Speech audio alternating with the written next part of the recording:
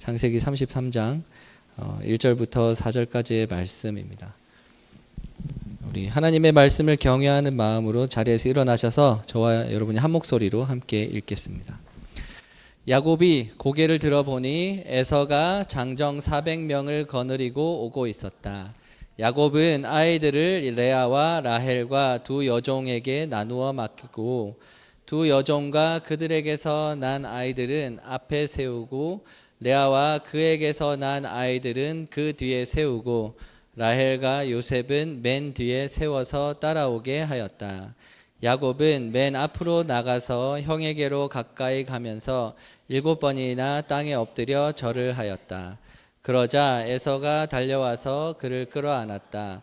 에서는 두 팔을 벌려 야곱의 목을 끌어안고서 입을 맞추고 둘은 함께 울었다. 아멘. 자리에 앉아주시고요. 오늘은 우리보다 앞서가신 하나님이라는 제목으로 함께 말씀을 나누려고 합니다. 예배 오신 여러분 주님의 이름으로 환영합니다. 오늘은 어린이 주일입니다. 리자에나 교회 공동체 온 가족이 한자리에 모여서 함께 예배하고 교제하는 게 너무나도 아름다운 것 같습니다. 그래서 오늘 이렇게 같이 모였으니까 어린이들은 어른들에게 그리고 어른들은 아이들에게 함께 보면서 서로를 향해서 인사하는 시간을 가졌으면 좋겠습니다. 사랑합니다. 축복합니다. 인사해 주세요. 사랑합니다. 축복합니다. 사랑합니다. 축복합니다. 함께 주님이 원하시고 사랑하는 공동체로 자라날 수 있게 되기를 간절히 바랍니다.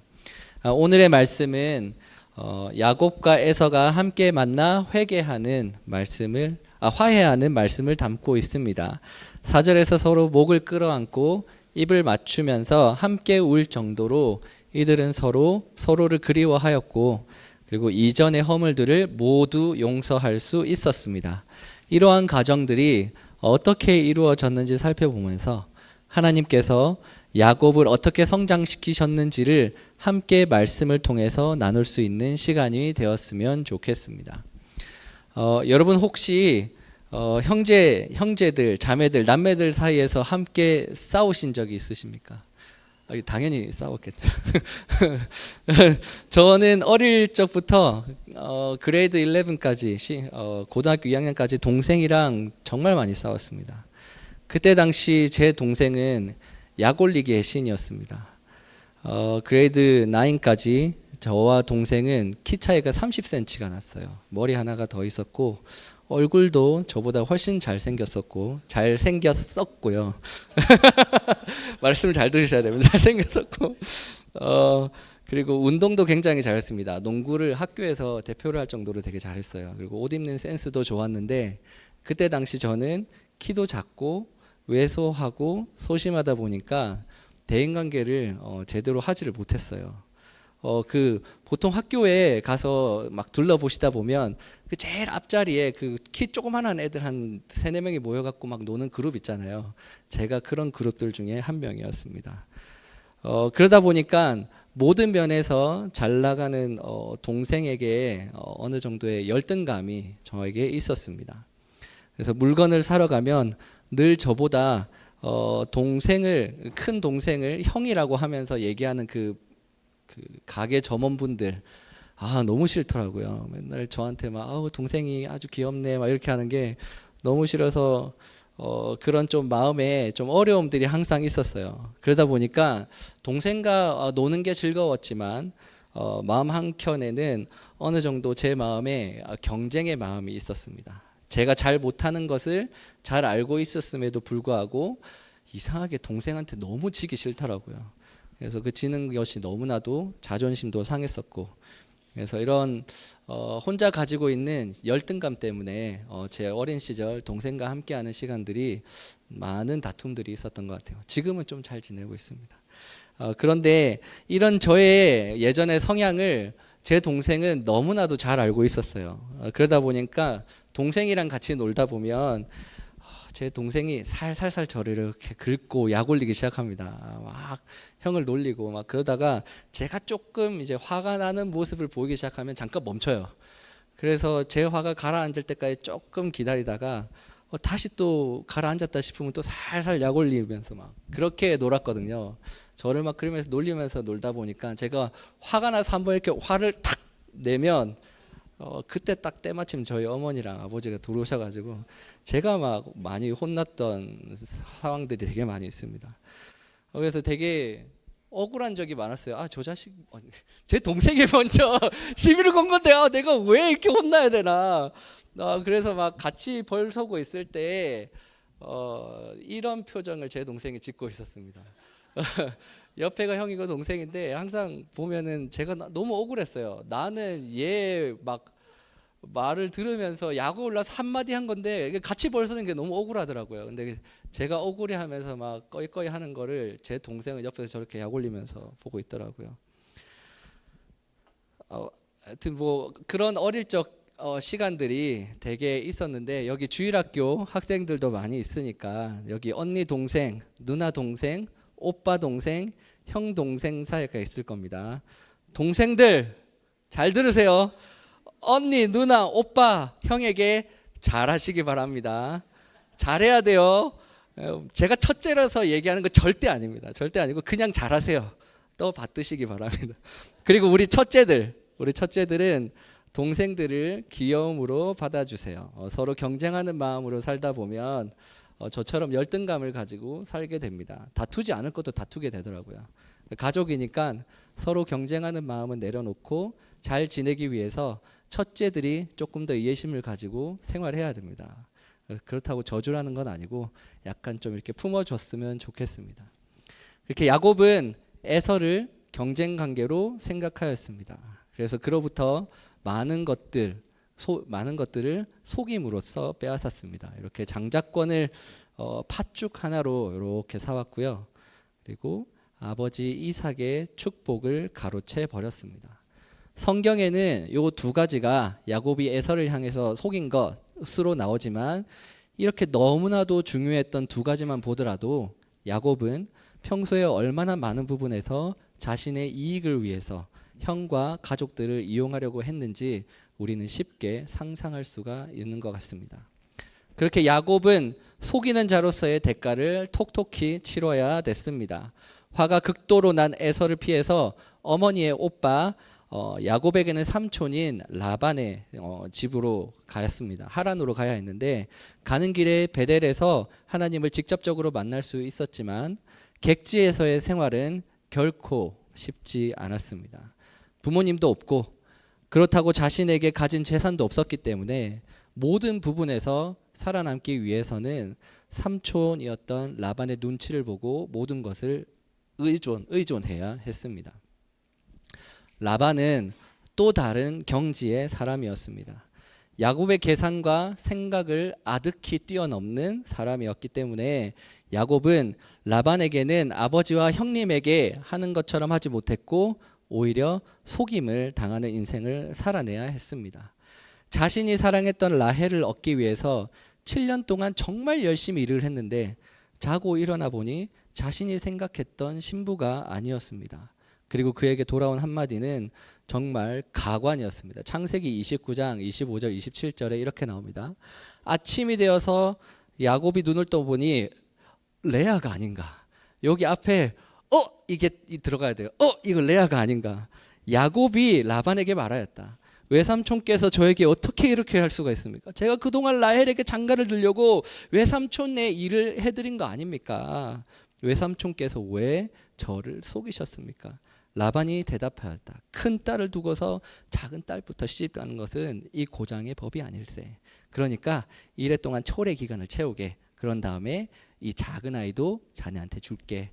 대신에 자네는 또 7년 동안 내게 맡은 일을 해야 하네. 라반은 미안하다는 말도 안 했어요. 그냥 이게 당연한 겁니다. 야곱이 자고 일어났을 때 너무나도 황당했을 거예요. 자기 옆에 그 라헬이 아니라 레아가 있었으니까. 너무나도 황당했지만 그럼에도 불구하고 야곱은 라헬을 너무나도 사랑했기 때문에 14년 동안 무보수로 일을 해야 했습니다. 그렇게 14년을 채우고 공식적으로 6년 동안은 보수를 받으면서 일을 하기 시작하였습니다. 그마저도 라반은 제대로 보수를 지급하지 않았고 오히려 야곱을 수없이 많이 속이면서 착취를 하였습니다. 노동 착취를 굉장히 당했어요. 창세기 31장 38절에서 42절에 이와 같이 나옵니다. 제가 무려 20해 동안 장인어른과 함께 지냈습니다. 그동안 장인어른의 양떼와 염소떼가 한 번도 낙태한 일이 없고 제가 장인어른의 가축대에서 수장 한 마리도 잡아다가 먹은 일이 없습니다. 들짐승에게 찢긴 놈은 제가 장인에게 가져가지 않고 제 것으로 그것을 보충해 드렸습니다. 낮에 도적을 맞든지 밤에 도적을 맞든지 하면 장인떼에서는 저더러 물어내라고 하였습니다. 낮에는 더위에 시달리고 밤에는 추위에 떨면서 눈 붙일 겨를도 없이 지낸 것, 이것이 바로 저의 형편이었습니다. 저는 장인의 집에서 20해를 한결같이 이렇게 살았습니다. 두 따님의 처를 저의 그 아내로 삼고 10년하고도 4년을 장인의 어린이를 해드렸고 지난 6해 동안은 장인 어른의 일을 양떼를 돌보았습니다. 그러나 장인께서는 저에게 주어야 할 품삯을 10번이나 바꿨습니다. 나의 조상 하나님 곧 아브라함을 보살펴 주신 하나님이시며 이삭을 지켜주신 두려운 분께서 저와 함께 계시지 않았더라면 장인께서는 틀림없이 저를 빈손으로 돌려보냈을 것입니다. 야곱의 집을 떠난 20년은 가족들을 속인 대가를 톡톡하게 치른 시간들이었습니다. 매 순간 자신을 속이려고 하는 라반을 대상으로 쉴 새 없이 야곱은 일을 해야 했습니다. 그 삶에서 그리고 그 삶 속에서 자신의 가족들을 지키기 위해서 노력해야 했습니다. 마치 우리의 이민 생활을 보는 것 같습니다. 먼 캐나다 땅에 와서 의지할 가족 없이 몸부림치면서 생존하기 위해 노력했던 수많은 순간들, 그 속에서 주어진 가족들, 그리고 옆에 앉아 있는 이 사랑하는 아이들을 지키기 위해서 악착같이 버텨내야 했던 시간들이 야곱의 삶을 보면서 오버랩되는 것 같습니다.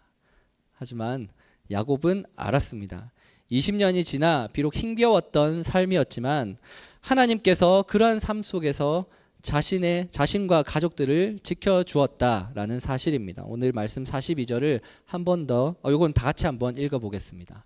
나의 조상 하나님 곧 아브라함을 보살펴 주신 하나님이시며 이삭을 지켜주신 두려운 분께서 저와 함께 계시지 않으셨으면 장인께서는 저를 틀림없이 빈손으로 돌려보냈을 것입니다. 그러나 하나님은 제가 겪은 고난과 제가 한 수고를 몸소 살피시고 어젯밤에 장인 어른을 꾸짖으셨습니다. 야곱과 같이 하나님께서 우리의 인생 가운데서 하신 일을 명확하게 주변 사람들에게 선포할 수 있는 저와 여러분이 될 수 있게 되기를 바랍니다.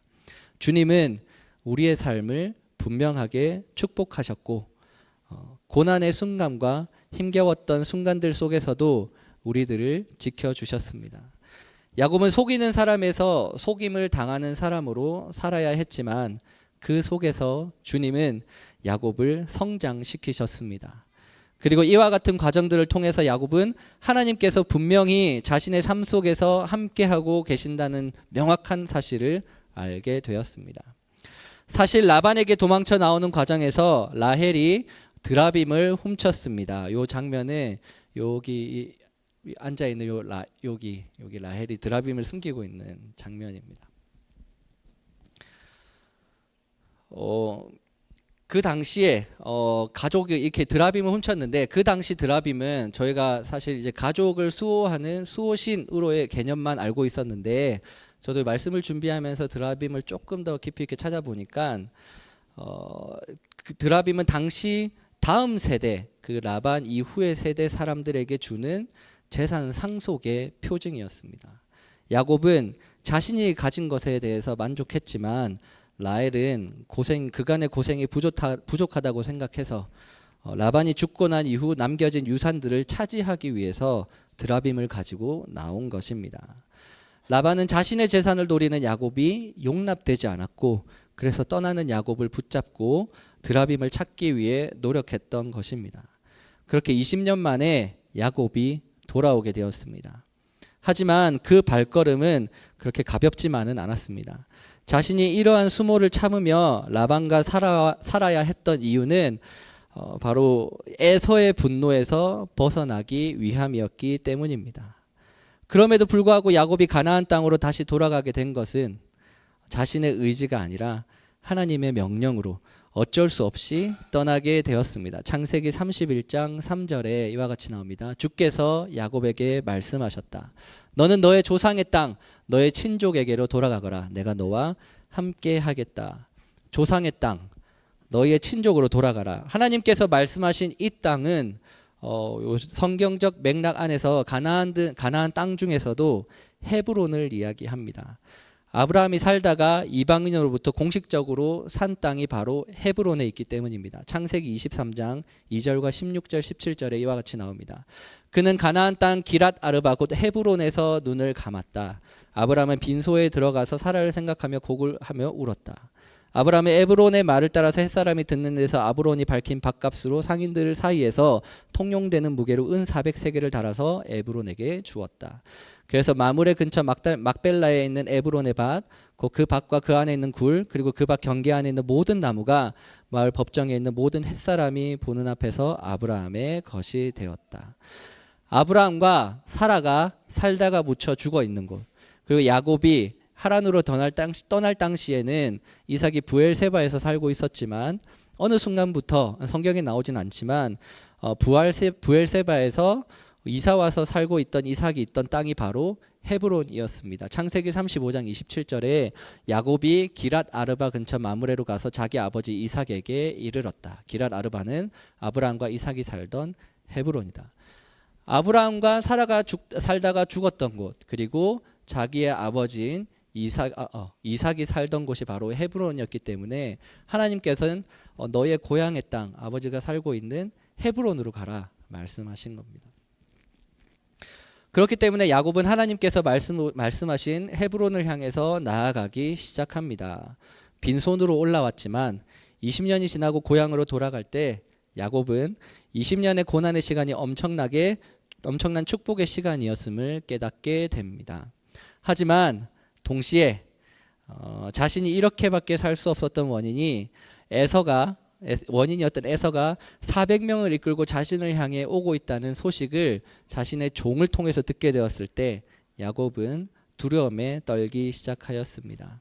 하나님의 명령에 순종하였던 야곱이었기 때문에 야곱이 이런 두려움 가운데에서 붙잡을 수 있는 사람은 오직 하나님 한 분밖에 없었습니다.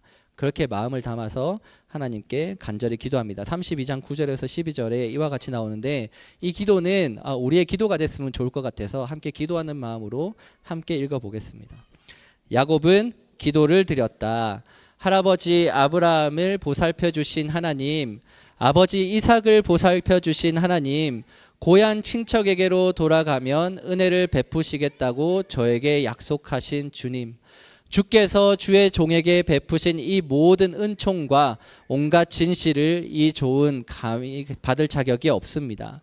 제가 이 요단강을 건널 때 가진 것이라고는 지팡이 하나뿐이었습니다만 이제 저는 이처럼 두 물이나 이루었습니다. 부디 저의 형의 손에서 에서의 손에서 저를 건져 주십시오. 형이 와서 저를 치고 아내들과 자식들까지 죽을까 두렵습니다. 주께서 말씀하시기를 내가 반드시 너에게 은혜를 베풀어서 너의 씨가 바다의 모래처럼 셀 수도 없이 많아지게 하겠다 하시지 않으셨습니까? 아멘. 비록 20년간 라반으로부터 많은 괴롭힘을 야곱은 당해야 했지만 그 속에서도 하나님께서 자신과 가족을 보호하였음을, 그와 더불어서 많이 축복하고 은혜를 허락하셨다는 것을 다가오는 두려움 속에서 야곱은 절실하게 깨달을 수 있었습니다. 그렇게 야곱은 하나님께서 할아버지, 아버지, 그리고 자신에게 했던 언약의 말씀을 언급하면서 간절하게 기도하였습니다. 두려움 속에서도 방향을 틀지 않고 느리지만 천천히 그 앞을 향해 나아간 것입니다. 이런 야곱의 결단을 우리는 믿음이라고 합니다. 캐나다에 오시게 된 저마다의 이유가 있으실 것입니다.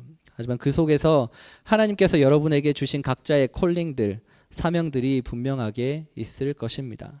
이를 이루어가는 과정 가운데서 걸어가다 보면 우리도 감당하지 못할 두려움이 가끔씩은 우리에게 찾아오기도 합니다. 하지만 우리를 부르신 이 하나님께 말씀해 주신 우리 하나님께 이 모든 것들을 내려놓고 간절히 기도하다 보면 하나님께서 반드시 그것을 역전시켜 주실 것입니다. 야곱은 간절히 기도하였고 자신이 할 수 있는 일들을 하였습니다. 만에 하나 에서가 자신의 가족들과 재산들을 탈취하고 자신을 죽이기 위해 다가온다면 언제든지 도망칠 수 있도록 하기 위해서 두 패로 자신의 재산과 그룹을 나누었습니다.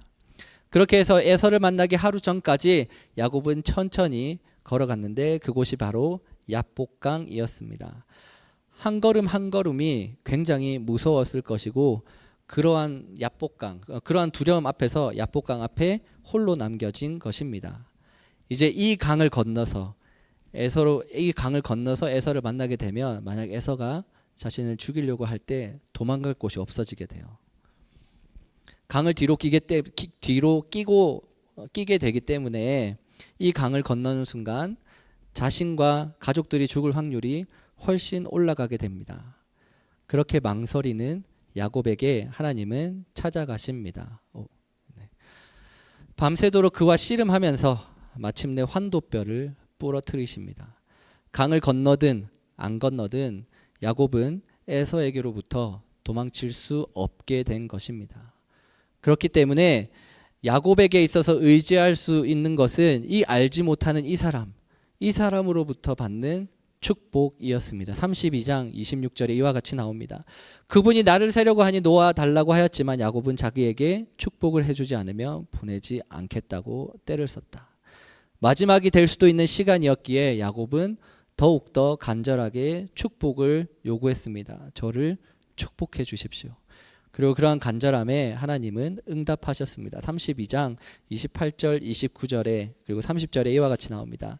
그 사람이 말하였다. 내가 하나님과도 겨루어서 이겼고 사람과도 겨루어서 이겼으니 이제 너의 이름은 야곱이 아니라 이스라엘이다.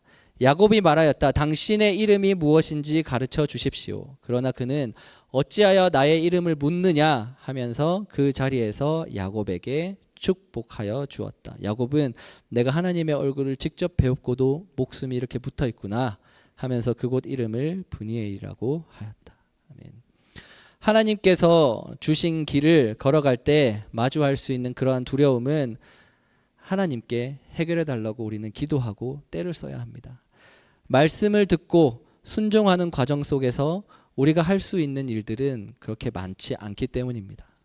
하나님께서 말씀하시고 우리에게 순종하라고 명령하셨기 때문에 하나님께 매달리며 우리에게 주어지는 그 두려움을 이길 수 있도록 간구하여야 합니다.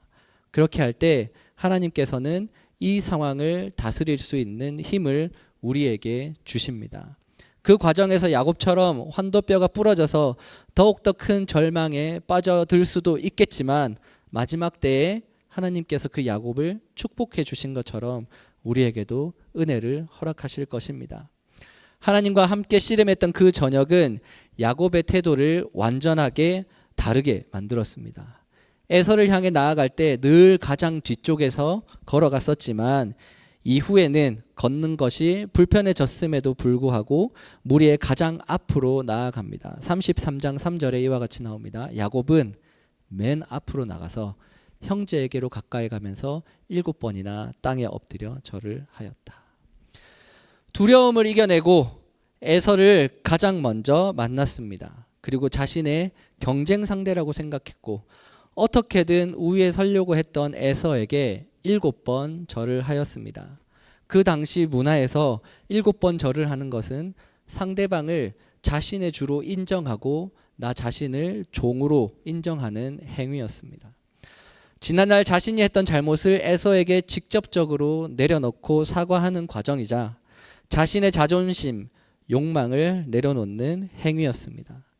야복강에서 하나님과 씨름하면서 자신이 할 수 있는 것은 아무것도 없다는 것을 알고 자신을 온전히 내려놓는 장면이라고 할 수 있는 것입니다.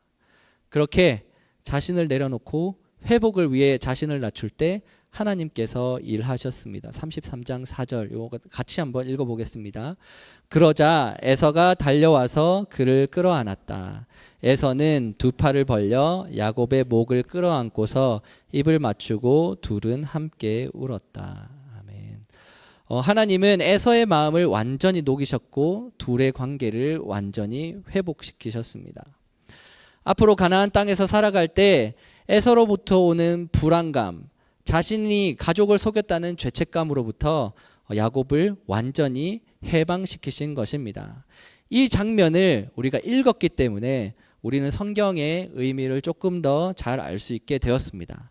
에서가 400명을 데리고 야곱에게 향한 것이 야곱을 치고 죽이기 위해서가 아니라 20년 동안 보지 못한 자신이 사랑하는 동생 야곱을 만나기 위해 데려온 환영 인파였다는 것을 우리는 알 수 있게 되었습니다. 에서가 살던 세일에서 야곱을 만난 브니엘은 굉장히 먼 거리입니다. 하란에서 야곱이 내려온 만큼의 거리를 에서는 그룹을 이끌고 올라온 것입니다. 하나님께서 이미 야곱의 마음과는 관계없이 에서의 마음도 녹여주셨고 깨어졌던 그들의 관계들을 이미 회복시켜 놓으신 것입니다. 하나님께서 이미 앞서가셔서 야곱을 위해 가정의 회복을 준비해 두고 계셨던 것입니다. 오늘 말씀 속 야곱처럼 하나님께서는 우리 또한 보살피시고 계십니다. 이미 우리보다 앞서 가셔서 좋은 것들을 마련해 놓고 준비해 주시고 계실 것입니다.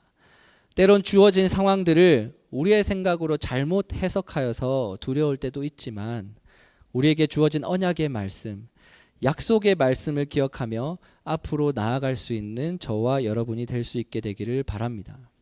그렇게 나아갈 때 야곱이 두려웠던 400명의 에서의 군대가 함께 잔치하고 환영하기 위한 인파였음을 알게 되었던 것처럼, 그리고 깨어져 있던 현재 가족이 서로 목을 끌어안고 울며 서로를 축복할 만큼 회복되어져 있었던 것처럼 우리가 두려워했던 그 모든 순간이 하나님께서 우리를 위해 준비하신 잔치상이자 축복의 순간임을 깨달아 알게 될 것입니다.